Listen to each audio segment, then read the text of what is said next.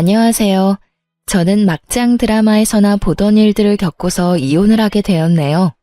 사연을 쓰는 지금도 제가 경험한 일이 맞는 건지 싶을 정도로 현실에서 일어나긴 힘든 경험을 했다 싶네요. 경험하지 않았으면 좋았을 일이긴 하지만 이미 일어난 일이니 어쩌겠어요. 이젠 그 경험으로 인해 어떠한 일에도 쉽게 흔들리지 않는 더욱 단단한 사람이 되었다 하고 생각하며 살고 있어요.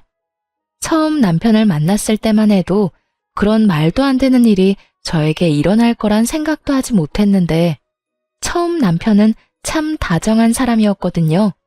거기에다 성실하기까지 했어요. 회사 동료로 처음 만난 남편은 주변 동료들이 임무와 칭찬을 할 정도로 성실하고 성격 좋은 남자였어요. 저와는 동기지간으로 서로 의지하는 일이 많았죠. 그러던 어느 날부터 남편이 저를 보는 눈빛이 오묘하더라고요. 직장 동료를 보는 눈빛이 아닌 어딘가 모르게 끈적거리기도 하고 느끼하기도 하고요. 이런 제 느낌은 단순히 오해가 아니었어요. 저기 윤영 씨, 나 윤영 씨 좋아해. 입사했을 때부터 첫눈에 반해서 이때까지 쭉 좋아했어. 그래서 하는 말인데 나한테 기회를 좀 주면 안 될까? 갑자기 고백을 해오니 저는 크게 당황하고 말았죠. 좋은 사람인 건 맞지만 남자로의 매력은 글쎄요. 확 끌리는 것이 없다고 해야 하나? 하여튼 애매했어요. 하지만 남편의 적극적인 구애에 전 생각해보겠다는 말로 기회를 주었고 남편은 저의 곁에서 한결같이 마음을 쏟아주더라고요. 결국 전 그런 남편을 받아주게 되었고 막상 마음을 나누며 마음을 가지다 보니 저 역시 남편에게 푹 빠져 결혼까지 하게 되었습니다. 그렇게 저희는 6년이란 세월을 살아냈어요. 저희 사이엔 아이가 없었는데 의도적으로 가지지 않은 건 아니었고 어쩌다 보니 그렇게 되었더군요. 결혼 4년차 때까진 자연임신이 되지 않았고 그 후론 병원은 절대 싫다던 남편을 설득해 어렵게 병원 예약까지 했었지만 그 타이밍에 오랫동안 병원 생활을 하시던 시부가 돌아가시며 병원을 가지 못했었어요. 그 후론 어영부영 하다 보니 어느새 결혼 6년 차가 되었더라고요. 다행인지 불행인지 시댁에서는 아이에 대한 압박은 전혀 없었고 저 역시 아기를 가지고 싶은 시기가 지나고 나니 임신에 대한 욕심이랄까 미련이랄까 그런 감정들이 점점 무뎌져 크게 노력하지 않는 상황이 되었던 거죠. 아기가 없다 보니 남편과 저는 결혼 생활 6년이 무색할 만큼 신혼의 느낌이 남아있을 정도로 사이가 좋았어요. 오롯이 서로에게만 집중을 하면 되니 싸울 일도 적었고요. 무엇보다 남편이 한결같이 다정한 모습을 보여주니 정말 남자 하나는 잘 골랐다는 생각이 들기도 했었는데 어느 날부터 그런 남편이 변하기 시작하더라고요. 서서히 변하는 것도 아닌 하루아침에 남편이 낯설게 느껴질 만큼 저를 쌀쌀맞게 대하기 시작하는데 이게 무슨 일인가 싶더라고요. 남편이 달라진 것은 말뿐만이 아니었어요. 지난 6년 동안 가끔 다투는 일이 있더라도 잠만은 한 침대에서 자야 한다며 제 옆에 꼭 붙어 자던 남편이었는데 변했다고 느낀 순간부터 회사 일이 바빠 일을 마저 보고 자야 한다며 안방이 아닌 서재에서 자는 날들이 길어졌어요. 결국 전 이대로 안 되겠다는 생각이 들어 서운함을 비추며 말했죠. 여보, 요즘 나한테 너무 소홀한 거 아니야? 내가 뭘? 이런 핑계 저런 핑계 대면서 잠도 서재에서 자고 말투도 좀 쌀쌀맞아졌고 말이야. 그리고 그 눈빛, 요즘 날 보는 눈빛이 예전 같지 않단 말이야. 이런 핑계 저런 핑계 대는 게 아니라 정말로 일이 바빠서 그래. 그리고 우리 결혼한 지 6년이 넘었어. 내가 로봇도 아니고 어떻게 늘 한결같을 수가 있겠어? 아무리 그래도 하루아침에 당신이 변하니까 내가 너무 서운해서 그렇지. 당신은 서운할 시간도 있고 한가해서 좋겠다. 나는 요즘 일이 바빠서 잠잘 시간도 모자라는데 말이야. 어찌됐든 한동안은 나 일 때문에 바빠서 좀 예민할 거니까 당신이 이해 좀 해. 우리 집에 신경도 좀 쓰고 며칠 전에 엄마랑 통화했는데 당신한테 요즘 연락 한 통 없다고 섭섭해 하시더라. 한 달 전만 하더라도 제가 섭섭하다고 하면 어떻게 해서든 제 마음을 풀어주려고 노력하던 남편이었는데 하루아침에 사람이 변해도 어쩌면 저렇게나 변할 수가 있는지 제가 알던 남편이 맞나 하는 생각마저 들더군요. 이런 제 마음을 눈치챘는지 남편은 저를 한번 쓱 보더니 이렇게 말을 하더군요. 바쁜 일만 끝나면 당신하고 나하고 휴가 좀 내고 여행이라도 가자. 그때 내가 당신 마음 풀어줄게. 요즘은 정말 내가 너무 정신이 없어서 그래. 일 처리도 다 안 됐는데 계속해서 일은 밀려 들어오고 어떻게 해서든 일 처리를 하려다 보니까 실수는 많아지고 말이야. 그래서 내가 요즘 진짜 힘들어. 몸이 10개라도 모자란 지경이라고. 그러니까 당신이 조금만 참아주라. 이렇게까지 말하니 그깟 말투와 눈빛이 뭐라고 이리도 힘든 남편을 잡아댔나 미안하기까지 하더라고요. 내가 미안해. 나는 당신이 그렇게까지 힘든 상황인 줄 꿈에도 몰랐어. 그저 좀 바쁜가 보다 싶었지. 어찌됐든 바쁜 것만 끝내놓고 나랑 놀아주기다. 나 연차도 많이 쌓여있고 당신만 시간 내면 언제든지 여행 갈 수 있어. 그래, 알겠으니까 엄마한테 전화나 좀 해. 그러다가 엄마 부르렁 떨어진다. 알겠어.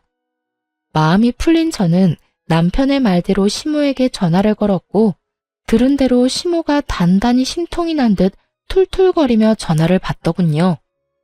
어머님, 뭐 하세요? 뭐 하긴, 할 일 없는 노인네가 뭐 하겠냐? 그냥 있지. 그런데 무슨 일이냐? 그간 연락도 없더니.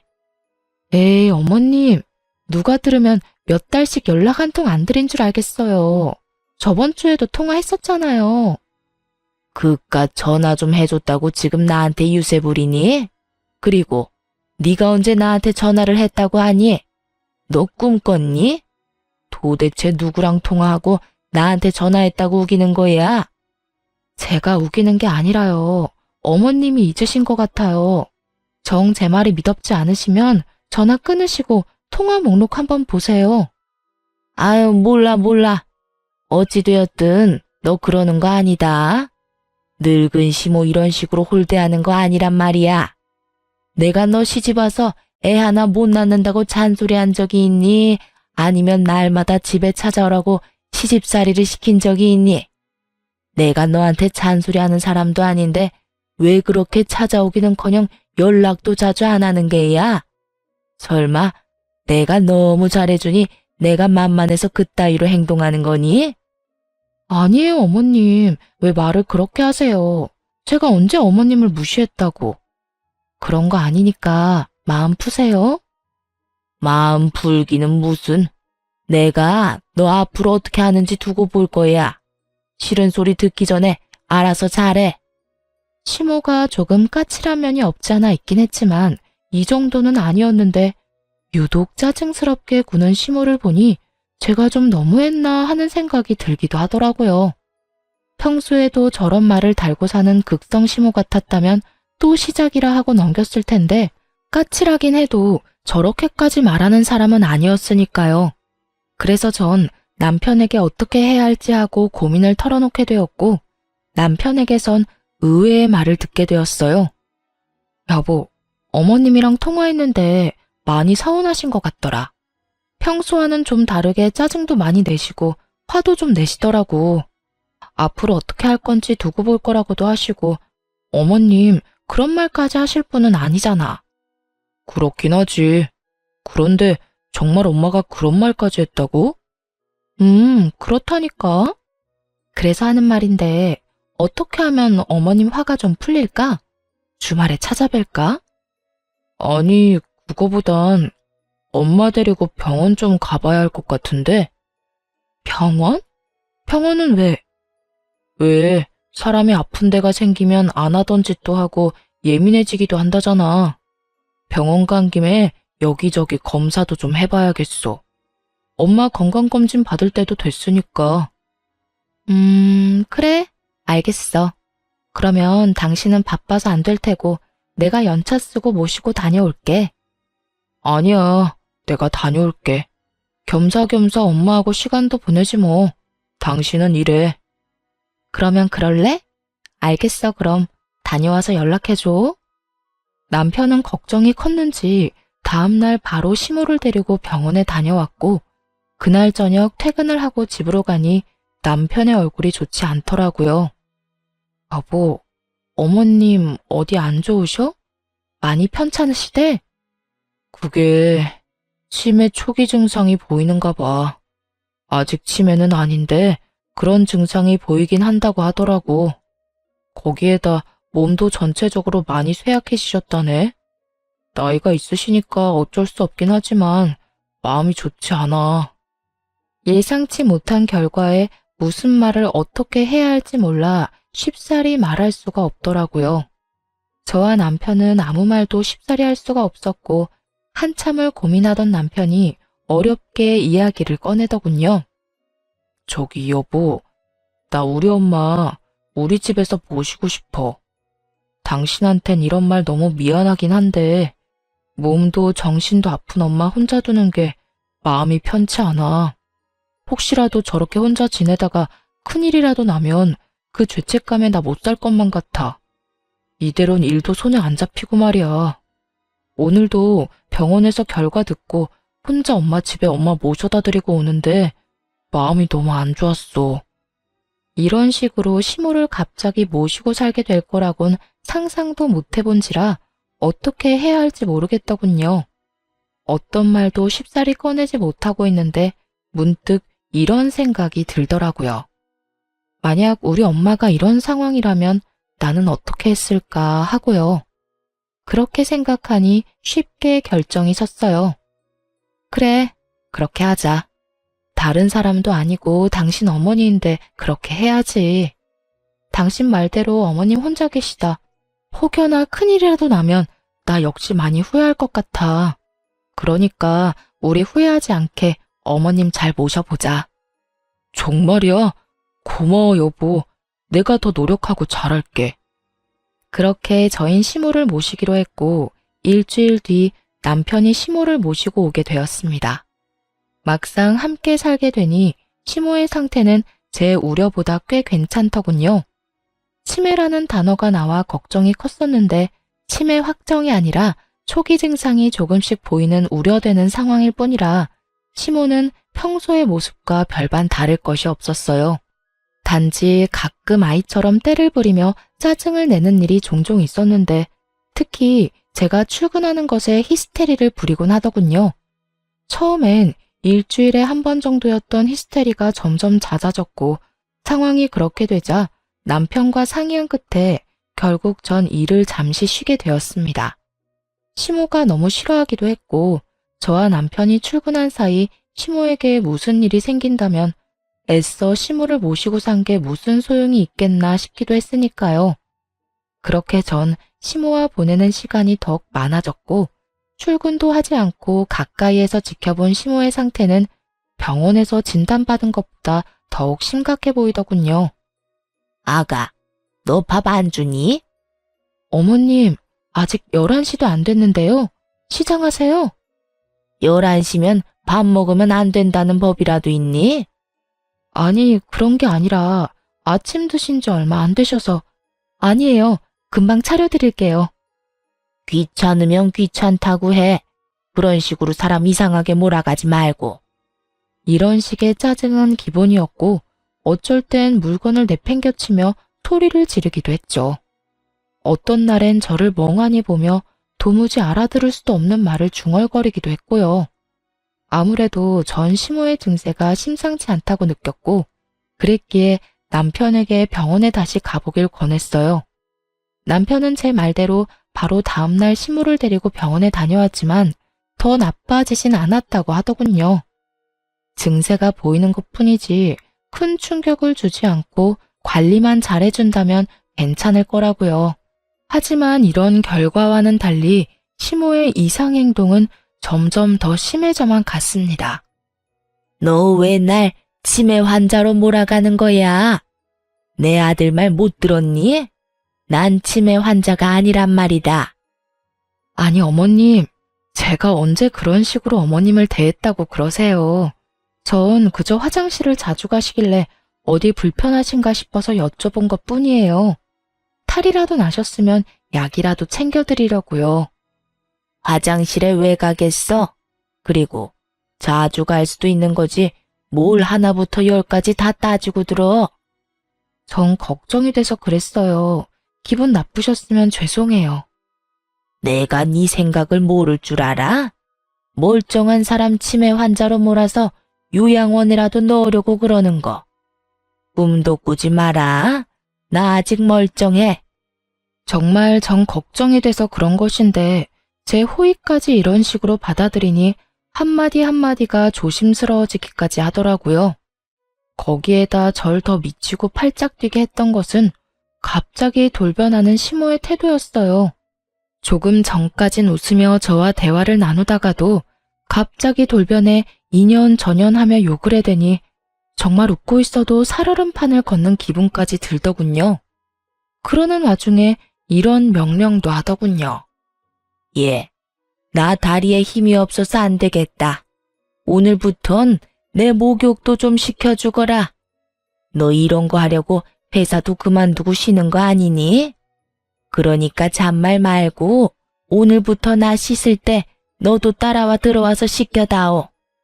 상황이 이렇게 되자 어느 정도 각오를 했음에도 불구하고 점점 지쳐가더라고요. 멀쩡한 시모를 모시고 사는 것도 진이 빠지는 일인데 몸도 정신도 성치 않은 시모를 모시고 산다는 것은 생각보다 더욱 힘든 일이었죠. 이런 시모보다 저를 더 힘들게 했던 건 다름 아닌 남편이었어요. 왜 여자들은 그렇잖아요. 시댁일이든 집안일이든 그게 뭐든지 간에 힘든 일이 있을 때 남편의 따뜻한 말 한마디만 해준다면 그것을 위안 삼아 또 힘을 내곤 하잖아요. 하지만 남편은 고생하는 저를 보며 따뜻한 말 한마디를 하기는커녕 저와 눈만 마주쳤다 하면 짜증을 내는 것은 일쑤였고 집안일조차 하나도 돕지 않더군요. 퇴근하고 돌아온 남편이 하는 것이라곤 그저 먹고 씻고 자는 것뿐이었어요. 여보, 정말 해도 해도 너무한 거 아니야? 회사 일로 힘들고 예민한 거 나도 잘 알아. 그래서 나도 이해해보려고 노력했는데 아무리 힘들다고 해도 이건 아니지. 내가 뭘 어떻게 했다고 힘든 사람 붙잡고 이 난리야. 내가 당신한테 뭐 잘못했어? 내가 무슨 죄인이라도 되냐고. 왜 나랑 눈만 마주치면 짜증을 내? 거기에다가 내가 이 집 식모야? 내가 이 집 요양보호사라도 되냐고. 하루 종일 어머님 쫓아다니면서 뒤치다꺼리 한다고 힘들어 죽겠는데 당신은 퇴근하면 차려준 밥 먹고 씻고 자기 바쁘고. 이게 뭐야? 왜 나만 다 희생하면서 살아야 하냐고. 그러면 나보고 어쩌라고. 나도 회사 그만두고 집에 당신이랑 엄마랑 옹기종기 붙어 앉아서 하루 종일 손가락 빨면서 그냥 그러고 살아? 그걸 원하는 거야? 그런 말이 아니잖아. 적어도 말 한마디, 행동 한 번이라도 따뜻하게 해달라는 말이야. 그건 내가 말했잖아. 나도 회사 일이 바빠서 예민하다고. 그래서 이해 좀 해달라고 말이야. 따뜻한 말 한마디 하는데 돈이 들어? 아니면 시간이 몇 시간씩 걸려? 그런 것도 아니잖아. 내가 원하는 건 오늘 하루도 수고했다, 고생했다. 고작 이런 것들인데 그런 것들도 못 해주는 거야? 예민하면 그런 말도 못 하는 거야, 당신은? 내가 이런 취급이나 받으려고 회사도 그만두고 어머님까지 모시는 줄 알아? 적어도 나한테 미안하고 고마운 마음 정도는 있어야 하는 거 아니야? 이런 식으로 사람 몰아붙일 거였으면 오신다고 하지 말지 그랬어. 착한 며느리인 척, 마음 넓은 척 하면서 엄마 모신다고 할 때는 언제고 이제 와서 공치사라도 늘어놓고 싶은 거야? 그런 거야? 그런 말이 아니잖아. 그저 나도 밖에서 일하는 것만큼 힘들다고 이야기하는 거라고. 그 힘듦 속엔 당신의 무관심이 크다고 말하는 거고. 그렇게 힘들면 엄마 나가라고 해. 나한테 와서 관심이 부족하다면서 잔소리하지 말고. 도저히 말이 통하지 않더군요. 상황을 해결해 보려는 노력은커녕 싸우려고 작정한 사람처럼 보이기까지 했으니까요. 더 말해봤자 싸움만 커질 것 같아 제가 먼저 자리를 피해 거실로 나와버렸고 거실엔 저희 이야기를 다 들었는지 시모가 저를 노려보더라고요. 어머님, 다 들으셨어요? 다 들으라고 그렇게 고래고래 소리를 질러댄 거 아니니? 내가 힘들게 하면 얼마나 힘들게 했다고 내 아들을 쥐잡듯이 잡아대는 거야? 네가 뭔데 내 아들한테 감히 그딴 소리를 짓거려대는 거냐고? 어머님, 전 그게 아니라요. 그저 그이한테 좀 섭섭해서 그랬어요. 섭섭? 네가 섭섭할 게 뭐가 있다고? 아무것도 하는 것도 없으면서 넓은 집에서 남편이 벌어다 주는 돈으로 편하게 살면서 뭐가 섭섭한 게 있냐고. 아주 호강이 늘어지셔서 시간이 남아 도는가 보지? 그러니 쓸데없는 걸로 남편 드잡이나 하고 있지. 아무것도 하는 게 없다뇨. 밥이고 청소, 빨래까지 누가 다 하는데요. 그것뿐인가요? 하루 종일 어머님 쫓아다니면서 뒷바라지는 또 누가 하는데요. 어머님께서 그런 식으로 말하면 안 되죠. 뭐? 내 인연이? 시모는 막을 새도 없이 저에게 다가와 제 뺨을 때려버렸고 때마침 나온 남편이 그 광경을 보곤 급히 시모를 데리고 방으로 들어가 버리더군요. 상황이 그렇게 되자 남편 미운 것은 물론이었고 살면서 상상하지도 않았던 이혼까지 하고 싶은 심정이었어요. 제가 시모에게 뺨까지 맞은 것을 뻔히 알면서도 남편은 아무 말도 없었고 오히려 저를 피한다는 느낌마저 들기 시작하더군요. 시모의 행패는 점점 더 도를 넘어서고 있었고 전 마음을 다잡아보려 참 무던히도 노력했습니다. 다른 것도 아닌 시모가 많이 아프니 저런 것이라고 생각하면서요. 그 당시 전 아픈 사람을 버리고 이혼하는 것은 아니라는 생각이 강했고 그때까진 남편 역시 이 상황이 힘들어 예민한 거라 그리 믿고 저 자신을 위로했던 것 같아요. 그것이 얼마나 바보 같은 자기 세뇌였다는 것을 알게 된 건 얼마 지나지 않은 어느 날이었어요. 그때쯤엔 제가 남편에게 시모에 대해서 하소연이라도 하면 남편은 앵무새처럼 이런 말만 반복하고 있었어요. 엄마가 아파서 그래. 치매라잖아. 그 정도는 우리가 이해해줘야지. 그리고 치매 환자가 그 정도면 양호한 편 아니야? 드라마에서 보면 벽에 똥칠도 하고 그러더라. 그런 거에 비하면 우리 엄마는 양반이지. 그러니까 이왕 병시중 하기로 한 거 당신이 좀 더 마음 넓게 쓰고 이해 좀 해. 이해하라는 것도 한두 번이지. 시모는 매번 몸이 아프고 치매 환자라는 이유로 골탕 먹이려고 환장한 사람처럼 매번 다른 방법으로 저를 괴롭히잖아요. 그런 저에게 돌아오는 말은 그저 네가 좀 이해해라. 정말 그날은 참을 수가 없더라고요. 그놈의 이해! 내가 언제까지 이해만 해야 하는데? 당신도 봤으니까 알 것 아니야. 아무리 어머님이 아프다고 해도 이건 너무하잖아. 아니, 그런 어머님보다 당신이 더 너무한다는 생각은 안 해봤어? 내가 그렇게 힘든 거 뻔히 알면 당신이라도 날 도와야지. 어떻게 매번 이해하라는 말만 할 수가 있어? 당신이 한번 당해봐. 이해하라는 말이 나오는가? 그간 서러웠던 감정이 한 번에 복받쳐 오른 저는 그대로 집을 나가버렸고 동네 한 바퀴를 돌며 마음을 정리했어요. 나는 할 만큼 했다. 이대로는 더는 안 되겠다고요. 시모보다도 남편에 대한 실망이 더 컸던 터라 우리 사이엔 이혼밖에 다른 해결책은 없다고요.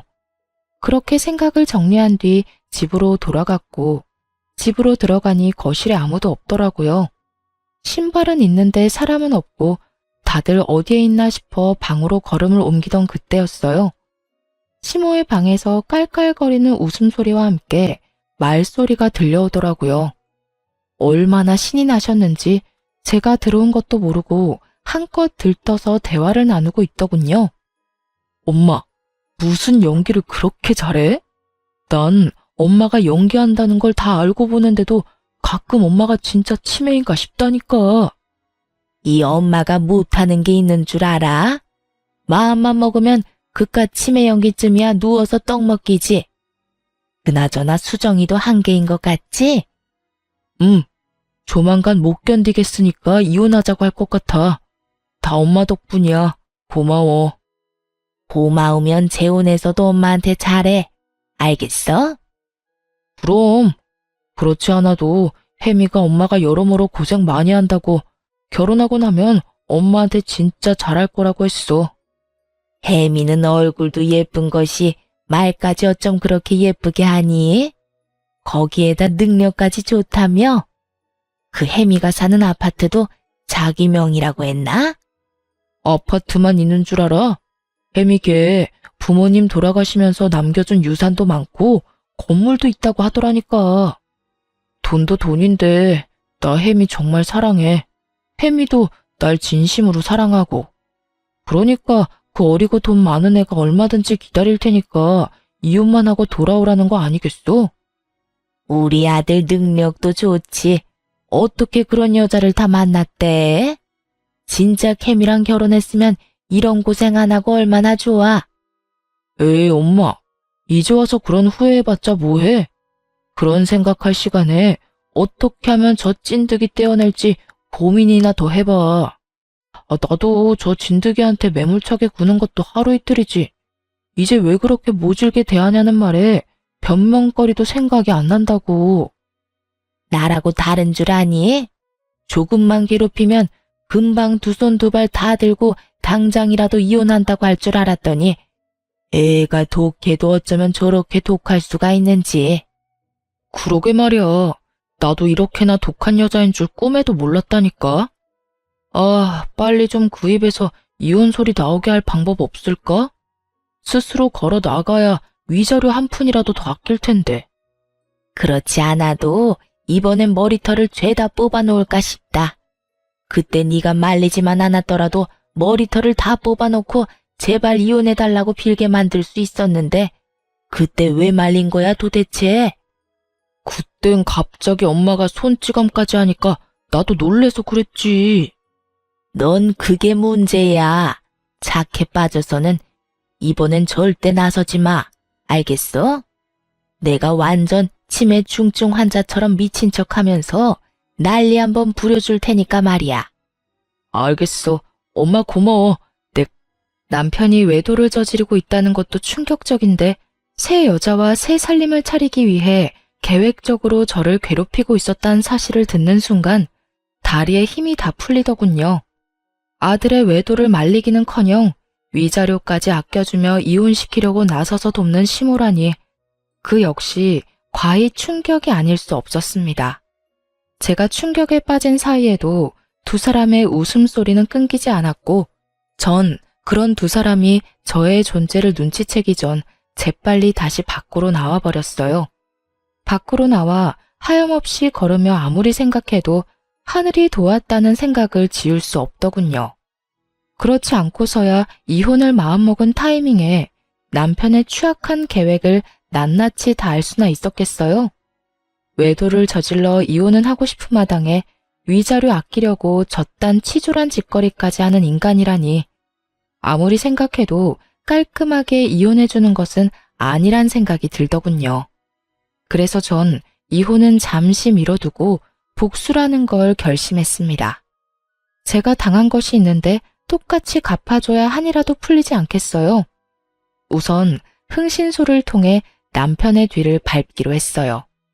제가 모르는 무언가가 더 있을까 해서였죠.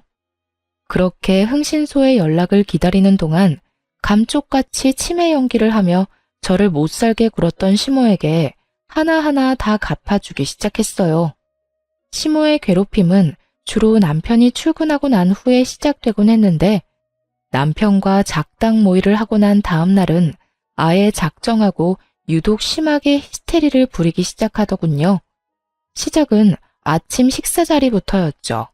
어찌 된 게 넌 시집 온 지가 언젠데 간 하나 똑바로 못 맞추니? 너 내가 아픈 환자라고 일부러 이딴 식으로 만드는 거니? 네가 병수 밟으니까 이딴 음식 줘도 찍소리도 하지 말고 주는 대로 처먹으라고. 평소 같았으면 저 말에 혈압이 올랐을 테지만 뒤 꿍꿍이를 알고서 보니 진상 손님 같은 시모가 어쩔 땐 귀여워 보이기까지 하더군요. 얼마나 애 같았으면 아침 대바람부터 맛있다고 밥을 2그릇이나 비우고 간 남편과 똑같은 반찬을 먹고도 졌단 말이나 짓거리나 싶어서요. 저는 아무런 대꾸도 하지 않고 어디까지 지랄을 떠나 그저 지켜보았고, 그런 제 행동에 약이 오를 대로 오른 시모가 냅다 밥그릇을 집어던지며 욕설을 뱉어내기 시작하더군요. 이년이 지금 나를 무시해? 감히 시어미가 이야기하는데 대꾸 한마디 않고 앉아서 밥이나 처먹고 있고. 너 그딴 행동은 어디서 배운 게야? 니년 오미아비가 그딴 식으로 알려주디? 그 순간 잘 됐다 싶더군요. 어떻게 되갚아주면 속이 후련할까 고민스럽던 찰나에 이렇게나 판을 깔아주니 마다할 이유가 전혀 없었죠. 전 지랄 발광을 해대는 시모를 빤히 보다 식탁 위에 올려진 그릇들을 하나도 남기지 않고 그대로 다 던지고 없고 그야말로 미친년처럼 날뛰어 주었어요. 그리곤 깜짝 놀란 토끼 눈을 한 시모에게 이렇게 말해 주었습니다. 어머님, 앞으로 남은 여생 몸 성이 지내고 싶으면 이딴 추태는 부리지 마세요. 저라고 이때껏 성질 없어서 다 받아주면서 참고 산 줄 아세요? 다 가정 지키고 아픈 어머님 불쌍해서 참아준 건데 계속 이딴 식으로 굴면 저도 못 참아요. 너, 이젠 협박까지 하니? 너 내가 가만둘지 알아? 우리 아들이 널 가만둘지 알아? 내가 우리 아들한테 다 말해줄 거야. 너 이 집에서 내쫓고 말 거라고. 말은 이렇게 했지만 시모는 겁에 잔뜩 질린 듯 했고 소리를 지르며 방으로 도망치듯 들어가 버리더군요. 시모가 방으로 들어간 후 얼마나 지났을까요? 출근한다며 나간 남편놈이 회사까지 내팽개치고 집으로 뛰어들어오더군요. 한눈에 봐도 잔뜩 화가 난 얼굴을 하고서요. 당신 미쳤어? 엄마가 음식이 입맛에 안 맞아 투정 좀 부릴 수도 있는 거지. 아무리 그렇다고 며느리가 밥상을 엎는다는 게 말이나 돼? 그것도 아픈 시어머니를 상대로. 당신이야말로 너무한 거 아니야?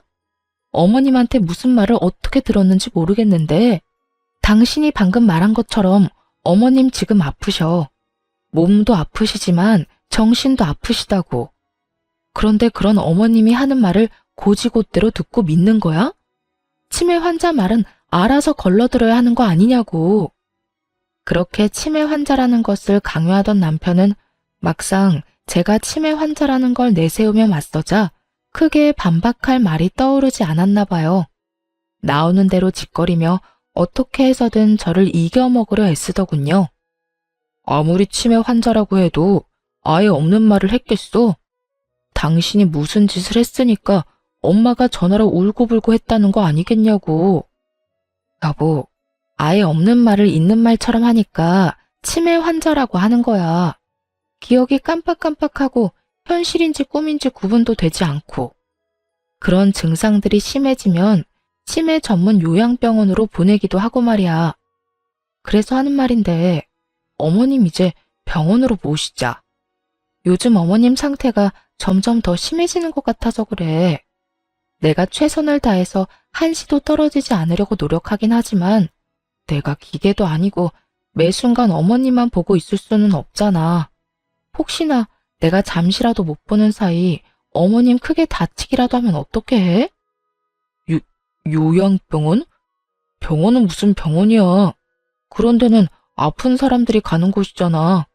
제대로 걷지도 못하고 정말 정신 나간 사람들이 가는 곳. 여보, 당신 엄마 다리에 힘없어서 나한테 목욕 수발도 받고 있고 정신도 아파. 잊었어? 그래도 요양원은 안 돼. 그래, 당신이 싫다고 하면 하는 수 없지. 하여튼 여기서 상황이 더 안 좋아지면 요양원 알아볼 테니까 그런 줄 알아.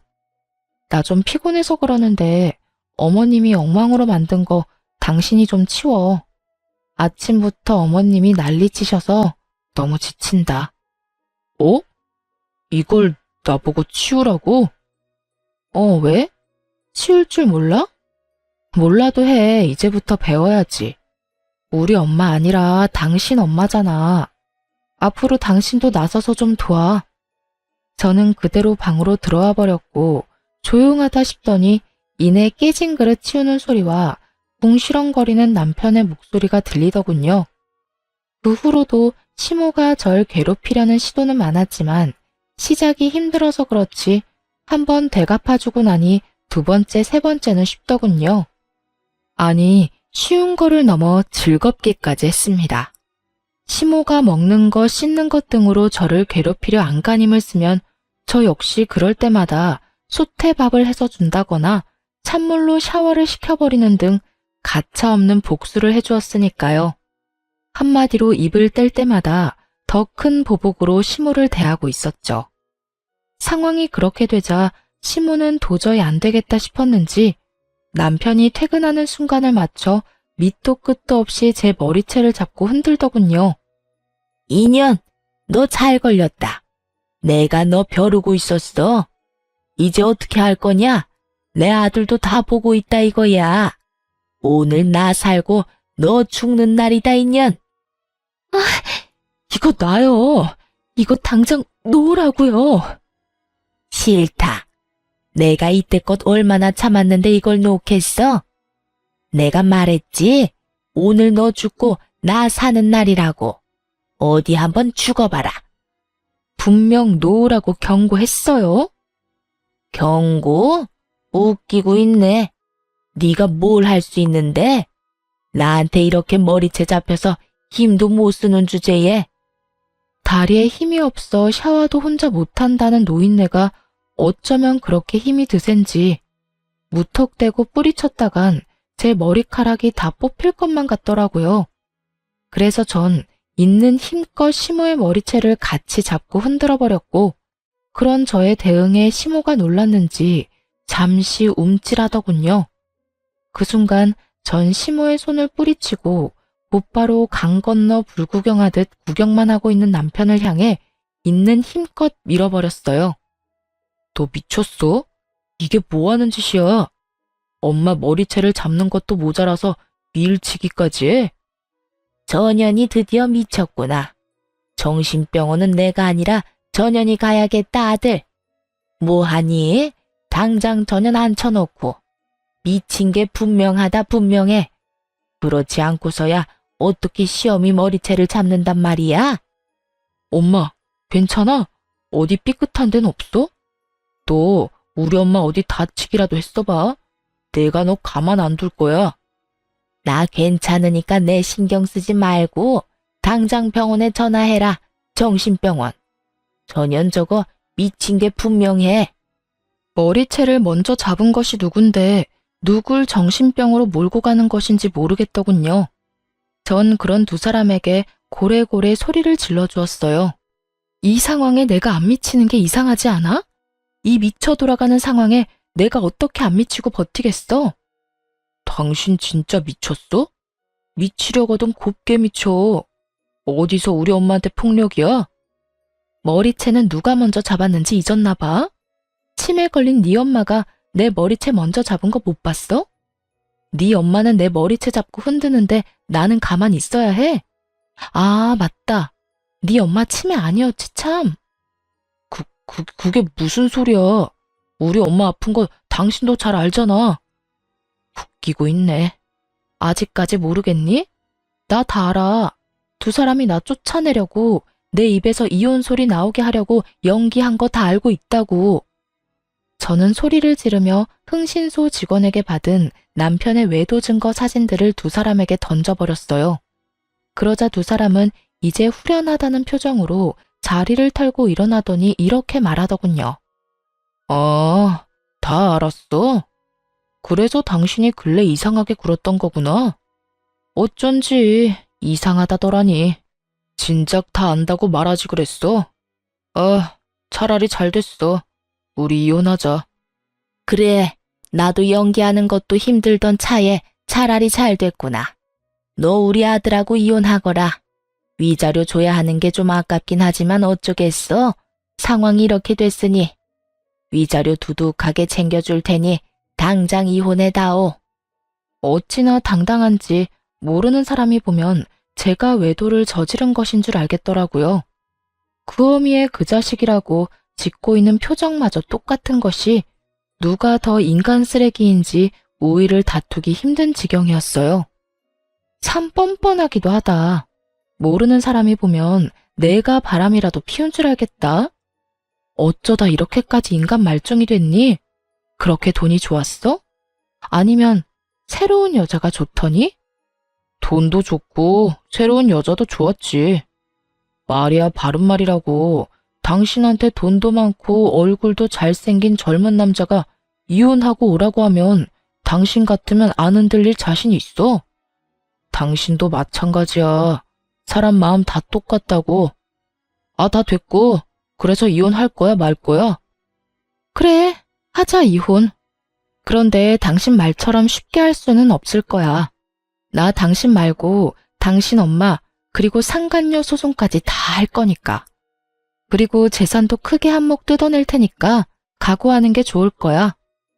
저 역시 시모에게 보복은 할 만큼 했고 더는 그런 인간들과 한 지붕 아래 살고 싶지도 않았기에 이혼을 통보하고 그 집을 나와버렸습니다. 생각보다 이혼 진행이 길어졌지만 결과는 제 생각보다 더 좋게 끝이 났습니다.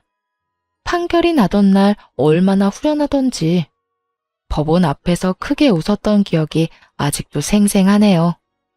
이혼이 끝이냐고요? 그럴 리가요. 그깟 위자료 좀 받았다고 제가 그리도 크게 행복하게 웃었을까 봐요. 흥신소를 통해 알게 된 것인데 능력 좋고 돈 많은 그 상간녀는 사실 도박 중독자이더군요. 손모가지를 잘라내야 끊을 수 있는 것이 도박이라는 말이 있을 만큼 상간녀는 그 명성에 걸맞게 죽은 부모에게 상속받은 재산을 다 말아먹어가는 와중에도 도박을 하고 다니고 있더라고요. 건물과 집 담보로 대출을 한도 끝까지 받아 말아먹은 것은 기본이었고 저에게 준 위자료도 마지막 티끌까지 모아준 것이었어요. 이러한 사실을 전혀 알지 못했던 전 남편은 상간녀를 만나오며 돈까지 빌려준 상태였고 상간녀는 그 돈마저 다 날려버린 후였습니다. 이러한 사실은 이혼 소송이 마무리될 때쯤에 다 밝혀졌는데 이혼만 하면 인생 역전이라고 기대했던 남편놈이 사실은 상간녀가 허울 좋은 빈털털이라는 걸 알고 좌절하던 모습이 얼마나 통쾌했는 줄 모릅니다. 그것뿐인 줄 아세요? 제 앞에서 창피한 것도 모르고 시모와 합세해 상간녀를 잡아대더군요. 이 년이 다 너 때문이야. 돈도 없는 년이 어디서 내 아들을 깨어내서 이 사기꾼 년, 이 나쁜 년. 내 돈 내놔. 내 돈 내놓으라고. 그게 어떤 돈인 줄 알고 도박으로 날려먹어. 이 도박쟁이 년아. 이거 놔. 이거 왜 이래? 내가 돈 빌려달라고 했어? 돈 필요하다니까 묻지도 따지지도 않고 준 게 누군데 이제 와서 난리야. 그리고 내 돈 가지고 내가 뭘 하든 너희가 무슨 상관이야? 이거 놔? 지금 안 놓으면 나 두 사람 신고할 거야? 인연이 뭐라는 거야? 누가 누굴 신고해? 너야말로 내 아들 돈 빼먹은 걸로 신고당할 줄 알아. 사기죄로 신고할 거라고. 그 후론 보지 않아도 뻔하시죠? 상간녀는 폭행죄로 두 사람을 신고하고 두 사람은 상간녀를 사기죄로 신고하고 개판도 그런 개판이 또 없더라고요. 어찌되었든 저의 위자료와 재산 분배는 무리 없이 만족스럽게 잘 받게 되었고 한동안은 그 인간들을 잊고 살았어요. 이따금 떠오르지 않았다면 거짓말이겠지만 한풀이는 다 해서 그런가 속 시원히 이혼하고 나니 후회가 된다거나 생각이 난다거나 그렇지는 않더라고요. 그렇게 지내면서 염치라는 게 있다면 저를 찾아오지 않겠거니 했는데 정말 염치라고는 없는 시모가 거짓골을 하고 회사까지 저를 찾아왔더라고요. 무슨 일이세요? 아가, 잘 지내니? 안부나 물으려고 여기까지 왔을 리는 없고 저 바쁘니까 할 말만 하고 가세요. 그게 너랑 헤어지고 우리 아들 폐인이 돼버렸다. 일도 안 하고 집에 틀어박혀서 인생 말아먹은 인간처럼 술만 마시고 있다. 그래서요? 그래서 저보고 어쩌라고요? 그래서 하는 말인데 그동안의 정을 생각해서라도 내 아들하고 다시 살아주면 안 되겠니? 사람 하나 살리는 셈치고 다시 재혼 좀 해주려무나. 내가 이렇게 용서를 구하마. 내가 다 잘못했어. 네가 다시 돌아와 주면 우리 아들이 다시 예전 모습으로 돌아와 줄 것 같아서 그래. 그러니까 제발 좀 도와다오. 이러면서 울고 불고 비는데 불쌍하기는커녕 역겹다는 생각만 가득했어요. 아무리 염치가 없어도 그렇지 어떻게 이딴 부탁을 할 수가 있는 것인지, 이건 눈물 나는 모성이 아니라 구역질 나는 욕심과 이기심이란 생각밖에 들지 않더군요. 이제 와서 울고불고 매달리면 제가 불쌍하게 여길 거라고 생각했나 본데, 이봐요 아줌마. 지금 아줌마가 하는 행동 엄청 역겨운 거 알고 있어요? 네가 그렇게 말한다 해도 내가 할 말 없는 거 잘 안다. 그런데 내가 오죽했으면 너한테 와서 이러겠니? 정말 너밖에 없어서 그래.